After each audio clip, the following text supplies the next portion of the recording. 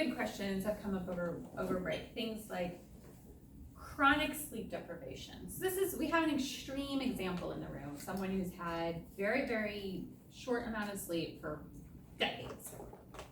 And how to change, and it's a different situation. Most people, if you get 8 hours sleep, how do you feel? Pretty good. Yay, good. If you've been chronically sleep deprived for decades, you may feel like crap the first time you sleep 6 to 8 hours because your brain is trying to catch up on decades worth of backlog of work. And you're not going to fix that in one night. You're not going to fix that in one single event of how many decades worth of sleep has it been like this? 6.5. 6.5 decades, right?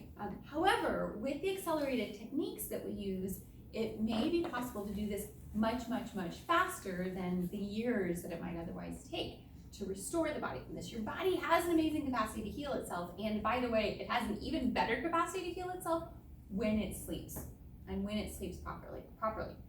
So one of the questions, so that we all know, if you have an extreme situation going on, then it's okay that this isn't easy. It's okay that this takes an extra minute. It's okay that you go through some adjustments. And by the way, if you've gotten sleepy during the duration of this course today, then the purpose of this course has been to tell yourselves that it's okay to sleep. If you are sleepy, there's a good chance that you're not getting enough sleep, and your cells are now getting permission. So I'm not offended if you're sleepy, by the way, and several of you have been nodding, and that's okay. If you want to make sure that you're staying awake and alert, then you can do Kimichigan sitting in your seat. And there's also, we'll talk about that later. The other question that came up was, how do you change your habit? If you're, for example, what kind of time shift are we talking about? Are we talking about shifting from like 3 o'clock in the morning till 9 o'clock at night, or what kind of time shift? Till midnight. Midnight to 9 o'clock at night. Okay, so, yeah, okay. Just wanted to check everybody's optimal sleep time. Like, there's nothing that says that we have the same bedtime, right? So, but in the ideal world, I was just checking in to see, in the ideal world, what the optimal bedtime of that person is.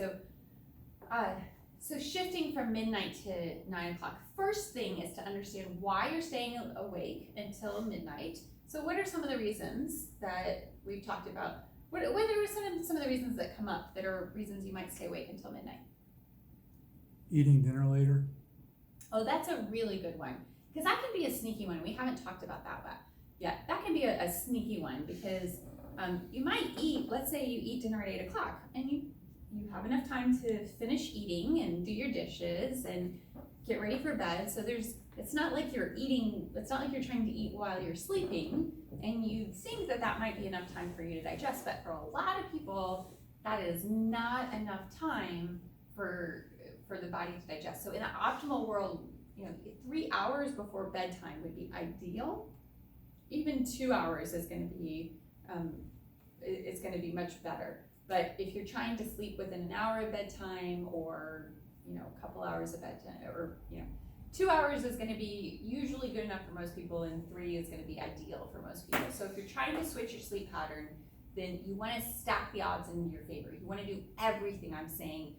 Don't try one thing, try everything, which might mean it's a very serious change to your routine. So if you are married or you're living with somebody, then you need to make sure that you communicate this, both that this is important, you may wish to share this course with them, and also why it's important to you, what you want to get out of it, why it matters to you. Like, man, I've been dragging for decades. I don't really want to get out of this game. And then also let them know how they can assist you. So whether that is, in some couples, it's okay if you go to sleep at 9 o'clock and they go to sleep at whatever time they go to sleep. In some couples, it really makes a difference that both people go to sleep together. Like, if the person who goes to sleep first can't fall asleep until the person who goes to sleep second goes to bed, then you need to communicate that and ask for assistance. Okay, so food is one thing. Any other things come up? What are some other reasons that you might not be able to go to bed at, let's say, 9 o'clock. Can I do another one about food? Oh, sure. Specific type of food that you eat before you go to bed. Yes, please, go ahead. I have found that if I eat certain types of foods, then I will be able to fall asleep, but then be up in an hour, starving, or I won't be able to fall asleep at all. Good, and we're gonna be talking about this in just a minute. What are some of the foods that you wake up after? Carbs, Carbs. And what are some of the foods that you can't fall asleep from? sugar, Sugar. Yeah. chocolate specifically. Yeah, and it's easy for it. Well, and in chocolate is not just sugar, but it's also what? Caffeine. Yeah. And if you eat the good chocolate, which is, what's the good chocolate? Dark chocolate. Dark chocolate. Dark chocolate, then it's got what? More caffeine. More caffeine in it. Yeah, so it's like you just had a mocha frappuccino right before bedtime. Which one might understand that could be difficult. So thank you for sharing that. Yes, actually that's the perfect lead into what we're going to be talking about next, which are functional medicine causes of insomnia. So the first one is adrenal insufficiency, and we're on page 15 right here. Adrenal insufficiency. If the adrenals are weak, they won't produce enough cortisol. This person may rely on coffee. They may also have low energy in the morning upon waking. So they wake up feeling tired. They're just dragging, getting out of bed, right? They drag themselves out of bed. But they might get more energy later at night, which is now we're into that like night owl, I suck in the morning, but I rock at night. This isn't good. It's not supposed to be that way. It means there's something off in your body, specifically your cortisol and your adrenals. You might also have difficulty falling asleep or have restless sleep. And so there's a couple, in the book I have a couple of supplements that I tend to test people for in clinic. These are adrenal support, mineral support, or licorice, of course. With the licorice, then do be aware that if you have high blood pressure, then licorice can increase the blood pressure. So here's how we do this. You can do this with your pendulum or with your Shin technique. And it goes like this. My adrenals are 100%.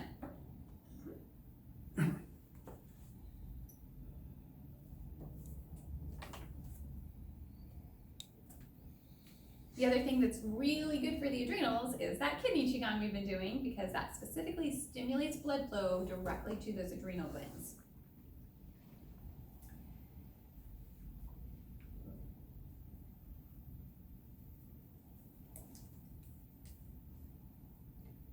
Does adrenal fatigue have relativity to the food that you intake? Yes. Because I think that adrenal fatigue is a major issue in this country.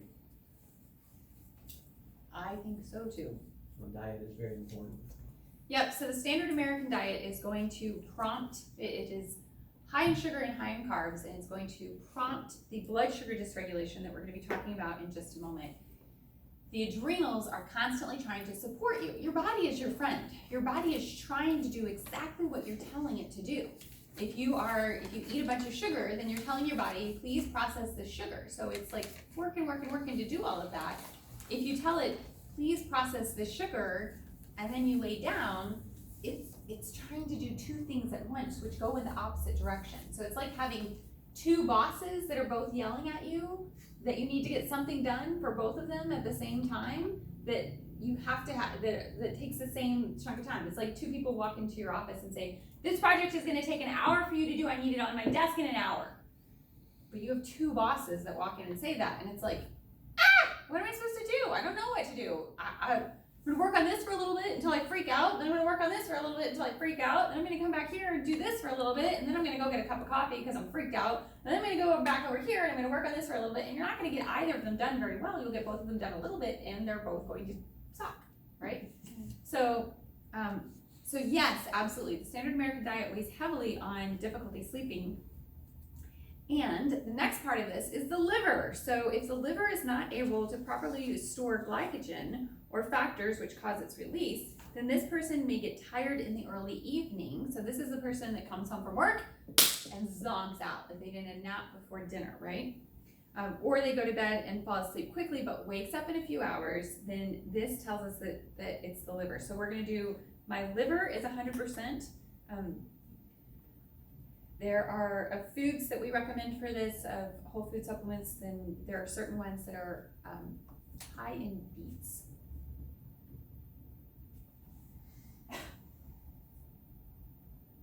Terrible.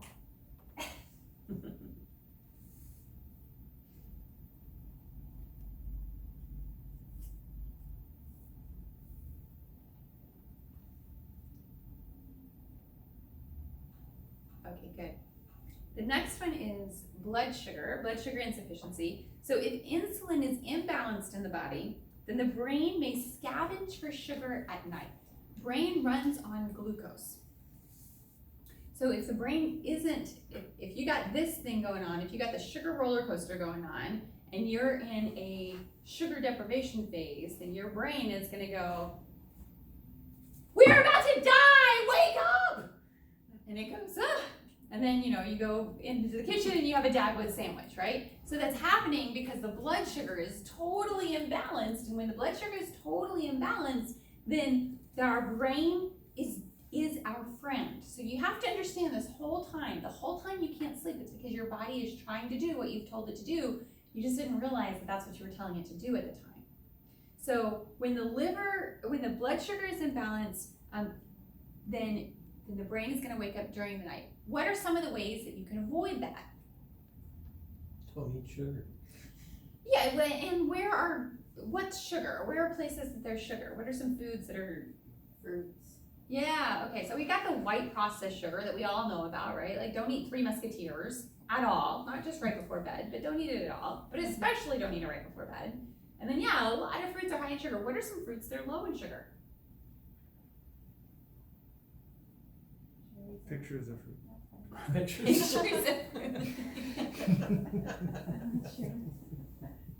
Oh my god, that's hilarious. And raspberries, blueberries, blackberries, these are gonna be your lowest sugar fruits. So if it's summertime, it's coming up on summertime here in Florida, and it's nice to have some fruit during the summertime because the fruit helps nourish our yin, and also you can do that with a banana, which is gonna whack out your blood sugar, or you can do that with some berries, some blueberries, some blueberries, some raspberries, and blackberries, and you're gonna have much more level blood sugar throughout the day. Okay, what are some other foods that have sugar in them or that turn into sugar quickly in our bodies? Donuts. Donuts, yes, I'm afraid so. Donuts, what else? Any carbs, right, like what? Give me examples. Noodles, white rice. Mm-hmm. Pretty much any packaged food you find in the grocery A store. lot of the packaged foods, yep. Toast, did somebody say toast? Mm-hmm. Yep, toast, bread, pasta. Yeah, all of those things are gonna turn into sugar really quick, which is gonna put you on the sugar roller coaster, which is a ride that you are not driving on. You are just riding on. And one of the best ways to set yourself up on the sugar roller coaster is what? I'll give you a hint. Starts first thing in the morning. Coffee. Coffee sets you up on a sugar roller coaster. There's one that's even more, though. Orange juice. Yeah, orange juice. Having sugar first thing in the morning is going to mess you up. It's going to mess you up the most all day long. So if you have healthy proteins, healthy carbs like vegetables, healthy fats for breakfast, then your sugar roller coaster is going to look like this throughout the day. If you eat orange juice for breakfast, then this is the person who is most likely aiming for ice cream at night because their sugar hasn't been imbalanced all throughout the day, and by the end of the day they're like, wow, I'm hypoglycemic because my sugar's been all over the place.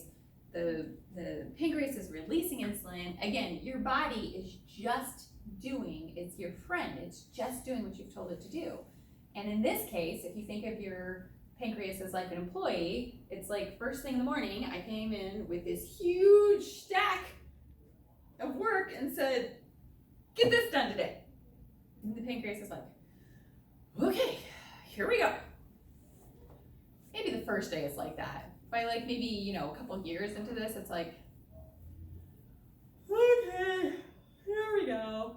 I'm trying, but like every single day there's all this work. But then it gets worse, which is that, okay, so there's this huge stack of work first thing in the morning that the pancreas is like working on, and then I come in at lunchtime and say, we're going to eat healthy today.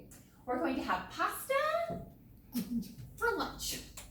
And then the pancreas now has all this more work to do, and it was still working on breakfast, right? Like it's still, so then by the time evening time comes around, the pancreas is like left the building. It has given up. It's got nothing left to give. It had to go take a break. And then we're totally scavenging for insulin in this body, and that's where the sugar cravings come in at night. Did you have your hand raised, Ernesto?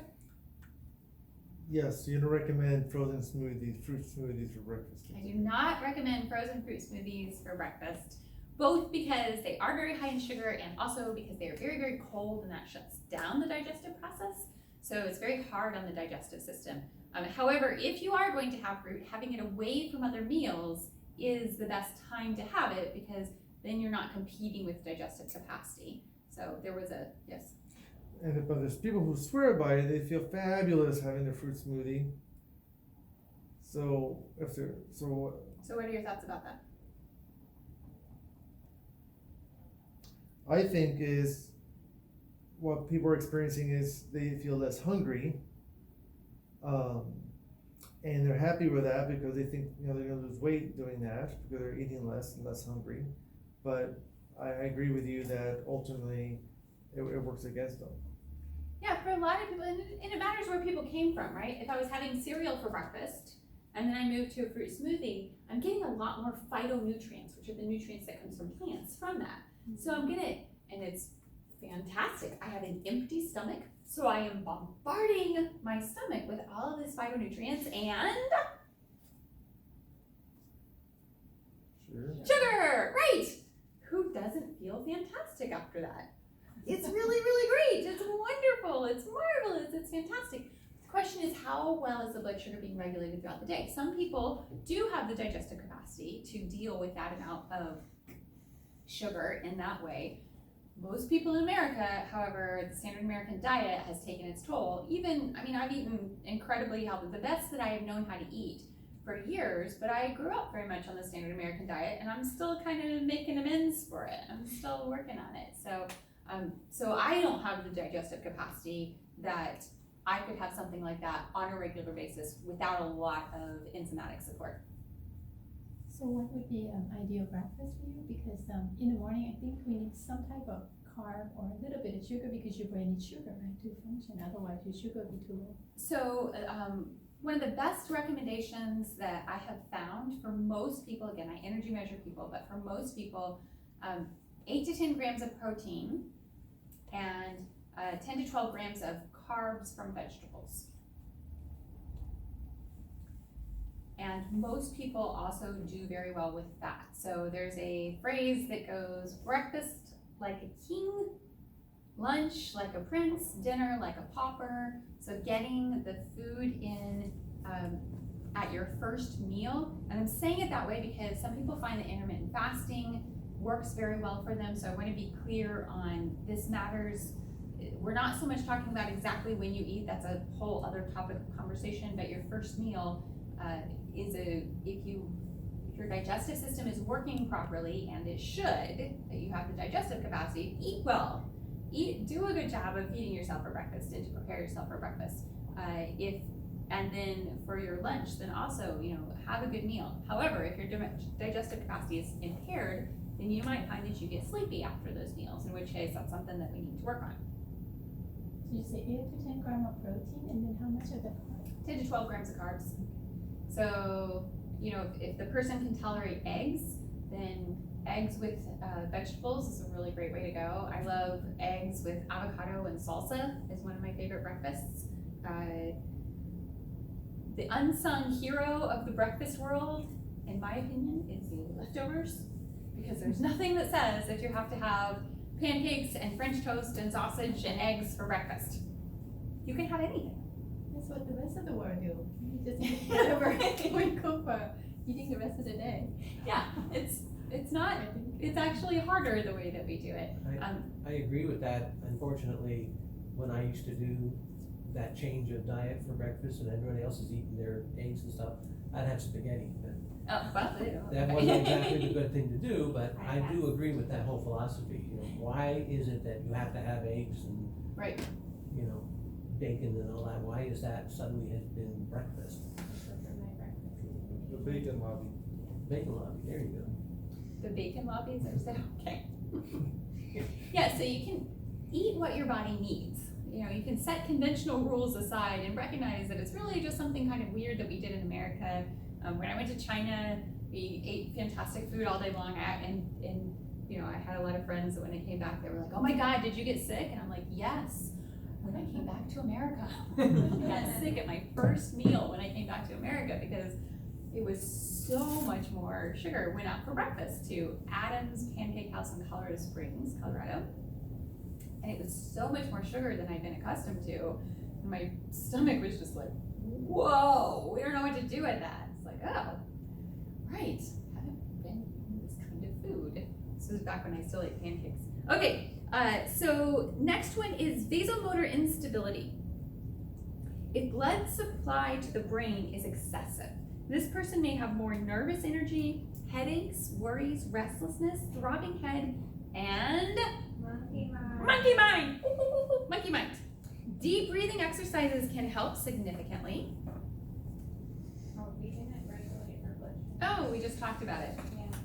My mistake. My apologies. Okay, so we're going to, my ability to regulate blood sugar is 100%, or I regulate blood sugar at 100%. Because we may have the ability, but if we don't do it. Right. I can quit anytime. It's not the same as quitting. I have to admit from your teaching, I've been doing that one daily, Which one? the blood sugar one. The blood sugar one? Good. And then the next one is my blood flow to my brain is optimized to 100%. My blood flow to my brain is 100%.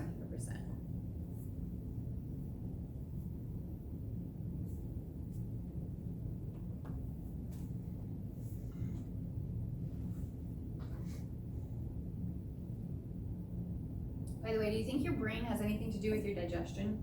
Yeah. Why? My stomach's going crazy. Tell me what. What'd she say? Because my stomach's going crazy. Her belly's making all these sounds up here. It's very entertaining. You thought small intestine qigong had an effect on curious, got nothing on the brain exercises. I think that functional medicine was saying that your gut is like a brain, or something like Tell that. us more. That's it. Just the introduction. I don't know. Just how well function of your digestive system. Yeah, because our hormones are made in our brain and our neurotransmitters are made from our hormones. So, like, that's the fuel for our brain. And what else?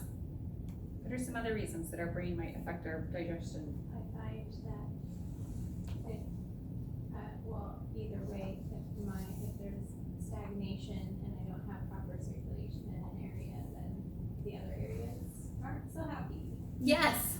There's a nerve that goes from our brain to our intestines. It's called the vagus nerve. And if the vagus nerve is not getting proper blood flow, proper signaling, then it's not going to stimulate peristalsis, which is the movement, the sounds that you hear in the belly. It's not going to stimulate peristalsis properly. So when we do this brain balancing technique, part of what we're doing is we're increasing blood flow to all of the parts of the brain, including that which stimulates the vagus nerve, which stimulates the digestion, which of course stimulates our ability to get nourishment from our food, which stimulates our brain. Yay! We completed the cycle. Okay, and then for sympathetic and parasympathetic nervous system overload, exercise. Even a walk helps, but a good workout helps a lot. Also, best not to have coffee after noon and not to have caffeine with these people. You can see in there again, it's got my recommendations of the things that I test for people who have these things. So we're gonna do this with the pendulum right now. My sympathetic nervous system is optimized 100%.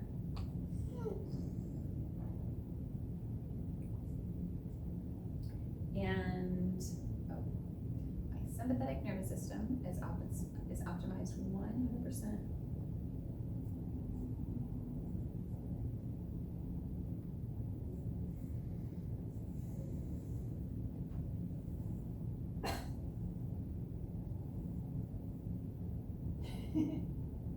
Yes, yes, yes? Is everyone at yes? Mhm. I started up again. Okay.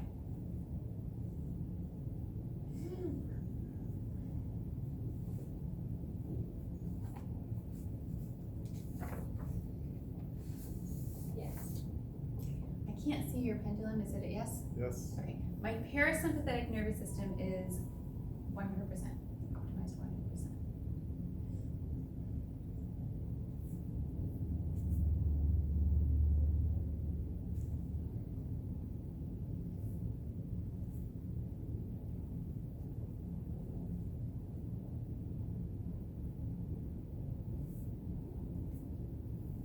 Would it be optimal to also do the vagus nerve at this point?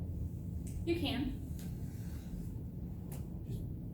Or is that covered by the, We tend to do that more in the digestion piece because, but the brain should cover it.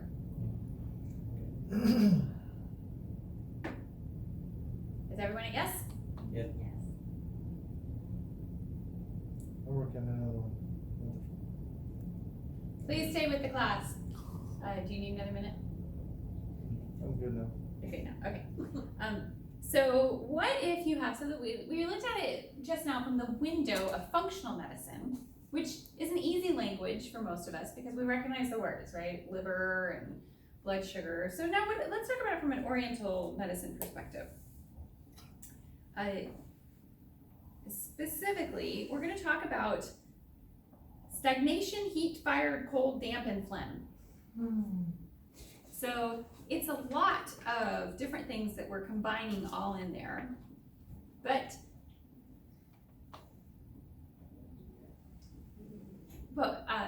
very effective to do. So what we're doing here, stagnation means any blockage in the body.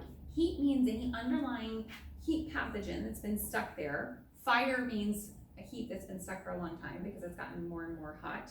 Cold is a cold pathogen stuck in the body. Damp is fluid in the interstices of the cell, and phlegm is that same fluid that has been exposed to heat over time because it gets sticky, gunky, kind of crackly. So we're going to do all of that together. Are you ready? We're going to clear all stagnation, heat, fire, cold, damp, and phlegm 100%. Every cell in my body.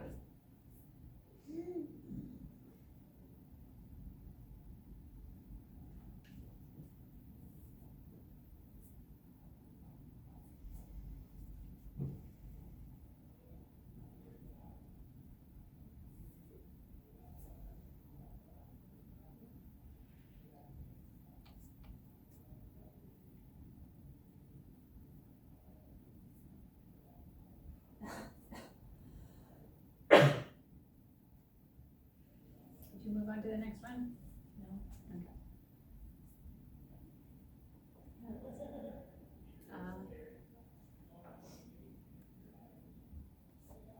Is everyone at 100%? Mhm. Yes.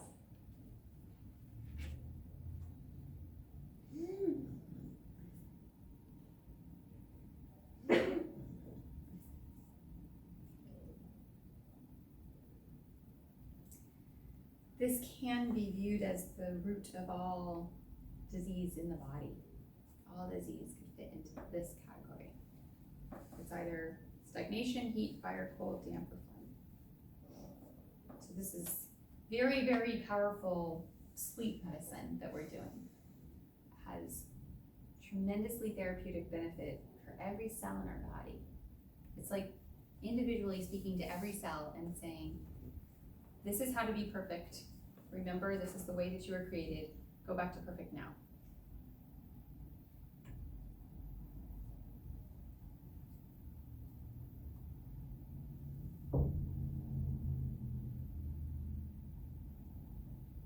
I may have to come back to this later.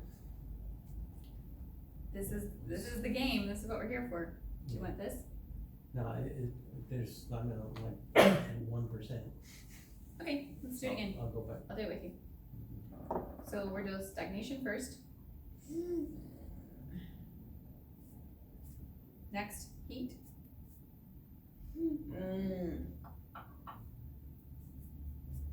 Next, fire.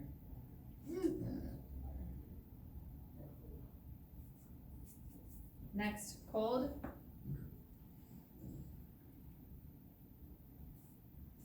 Next, damp.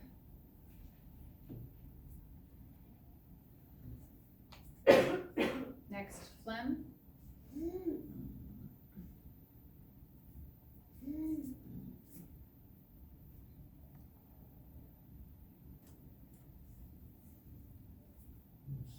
not clearing at all. Do it again, or check it again. So it's not, we're not saying that we're saying for this moment, we're reminding the cells of where they are supposed to be in this moment. We're not trying to say that we have, that there has never been anything before. We're saying in this moment, we are looking for 100% compliance with, yes, I'm willing to be free of disease. Well, willing to be is one thing, but, cause I I am have, giving up disease in this right, moment. cause I happen to know I have issues. So please let go of knowing.